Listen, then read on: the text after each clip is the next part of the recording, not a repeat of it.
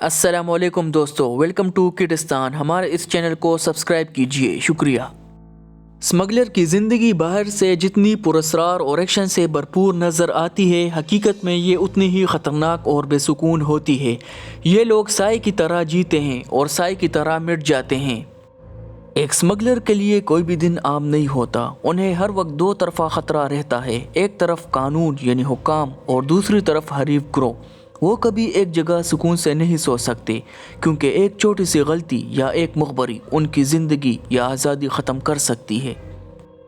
ان کی زندگی میں اعتماد ایک مہنگی چیز ہے۔ وہ عام زبان میں بات نہیں کرتے، فون کالز، میسیجز اور ملاقاتوں کے لیے مخصوص کوڈ ورڈز کا استعمال کیا جاتا ہے۔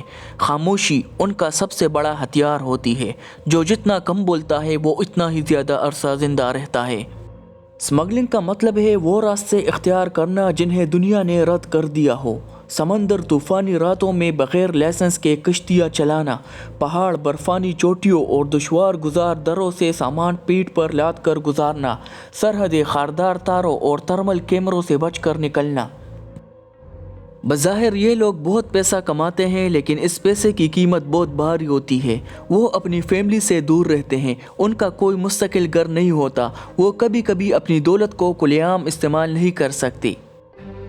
ایک اسمگلر کی زندگی ایک ایسی فلم کی طرح ہوتی ہے جس کا کلائمیکس کسی بھی وقت آ سکتا ہے، اور اکثر یہ انجام خوشگوار نہیں ہوتا۔ ایک اسمگلر کے لیے سورج اس کا دشمن اور رات اس کی بہترین دوست ہوتی ہے۔ ان کی زندگی کا سب سے بڑا قانون پہچان چھپانا ہے۔ وہ کبھی ایک جگہ زیادہ دیر نہیں رکتے۔ ان کے نام، پاسپورٹ اور یہاں تک کہ چہرے کی شناخت بھی اکثر جعلی ہوتی ہے۔ دوستی اور رشتے ان کے لیے ایک عیاشی ہیں، کیونکہ وہ کسی پر بھروسہ نہیں کر سکتے۔ آج کی اس ویڈیو میں ہم جس اسمگلر کی بات کرنے والے ہیں ان کے بارے میں جان کے آپ کے رونگٹے کھڑے ہو جائیں گے۔ تصور کریں کہ ایک ایسا شخص جس کے پاس اتنا پیسہ تھا کہ اسے رکھنے کے لیے گودام کم پڑ گئے، ایک ایسا آدمی جس نے اپنی بیٹی کو گرم رکھنے کے لیے $20 لاکھ کے نوٹوں کو آگ لگا دی۔ یہ کہانی ہے میڈیلین کارٹل کے سرغنہ پابلو اسکوبار کی۔ وہ کولمبیا کے غریبوں کے لیے رابن ہوڈ تھا اور دنیا کی حکومتوں کے لیے شیطان۔ لیکن اس کا انجام کیا ہوا، آئیے دیکھتے ہیں۔ پابلو کی شروعات ایک معمولی چور کی طرح ہوئی۔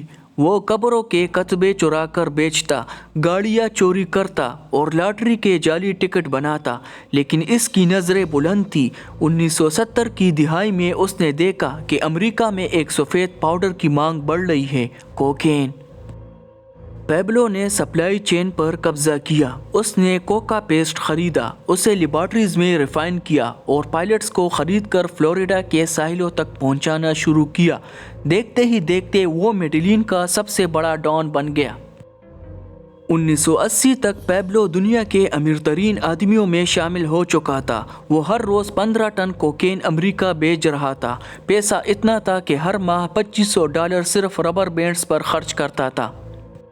اس نے اپنی ریاست کے اندر ایک ریاست بنا لی تھی۔ پلیٹا او پلومو، چاندی یا گولی اس کا قانون تھا۔ جو اس کے راستے میں آتا وہ یا تو بک جاتا یا مر جاتا۔ اس نے ججوں، پولیس افسران اور سیاستدانوں کا قتل عام شروع کر دیا۔ 1989 میں اس نے ایک مسافر طیارہ ایویانکا فلائٹ 203 صرف ایک سیاستدان کو مارنے کے لیے بم سے اڑا دیا، جس میں 107 بے گناہ لوگ مارے گئے۔ حکومت کے دباؤ پر پابلو نے ایک ڈیل کی۔ وہ جیل جائے گا، لیکن شرط یہ تھی کہ جیل وہ خود بنائے گا۔ اس نے لا کیتھیڈرل بنائی، جس میں نائٹ کلب، فٹ بال گراؤنڈ اور واٹر فال تھا۔ وہ جیل میں قیدی نہیں بلکہ بادشاہ تھا۔ جب حکومت کو پتہ چلا کہ وہ جیل کے اندر سے بھی قتل کے احکامات دے رہا ہے تو اسے منتقل کرنے کی کوشش کی گئی۔ پابلو ایک بار پھر غائب ہو گیا۔ اس بار وہ اکیلا نہیں تھا، پوری دنیا کی ایجنسیاں، CIA، DEA اس کے پیچھے تھی۔ 2 دسمبر 1993 میں پابلو نے اپنے بیٹے سے فون پر بات کی، جو اس کی زندگی کی آخری غلطی تھی۔ کولمبیا کی سرچ بلاک ٹیم نے ریڈیو سگنلز ٹریس کر لیے۔ میڈیلین کی ایک چھت پر پابلو اسکوبار کو گھیر لیا گیا۔ گولیوں کی بوچھاڑ ہوئی اور دنیا کا سب سے بڑا ڈرگ لارڈ اپنے ہی شہر کی چھت پر ڈھیر ہو گیا۔ کسی نے سچ ہی کہا ہے، برائی کا انجام برا ہی ہوتا ہے۔ تو دوستو آپ کو یہ ویڈیو کیسی لگی؟ ہمارے اس چینل کو سبسکرائب کیجئے، شکریہ۔